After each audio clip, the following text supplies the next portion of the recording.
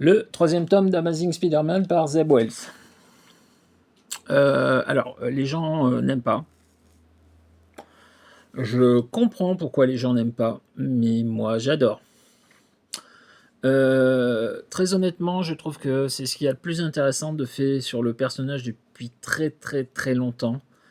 Où on confronte un personnage qui est censé avoir le plus grand espoir de l'univers Marvel, qui n'a plus aucune raison d'espérer, qui voit s'écrouler petit à petit toutes les relations qu'il a pu créer par le passé, ça met vraiment le personnage dans une situation tendue, et c'est vraiment très bien.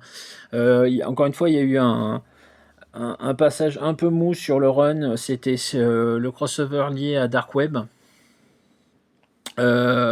qui pour le coup était franchement pas bon. Tout le reste jusque-là, jusqu'à la fin de cet épisode-là, de ce volume-là, moi pour le moment c'est impeccable, hein. Moi je vais relire ça régulièrement avec plaisir. Encore une fois, je comprends pourquoi ça ne plaît pas, parce qu'on fait vivre au personnage des choses qui sont un peu antinomiques de ce qu'on fait d'habitude avec lui. C'est peut-être pour ça que je trouve ça intéressant, c'est parce que justement, pour le coup, j'ai un peu l'impression, pour une fois, de ne pas encore relire la même chose. Et ça, c'est super sympa. C'est super sympa. Pour le reste, écoutez, les dessins de Romita Junior, les dessins de Dodson, j'arrive à dire son nom correctement, Terry Dodson, c'est très bien. Un épisode final avec la mort d'un personnage et un numéro hommage.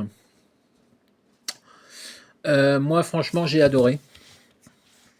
Je n'espère qu'une seule chose, c'est avoir rapidement la suite. Le tome 4. Ça fait partie de mes recos de l'année. A tout de suite pour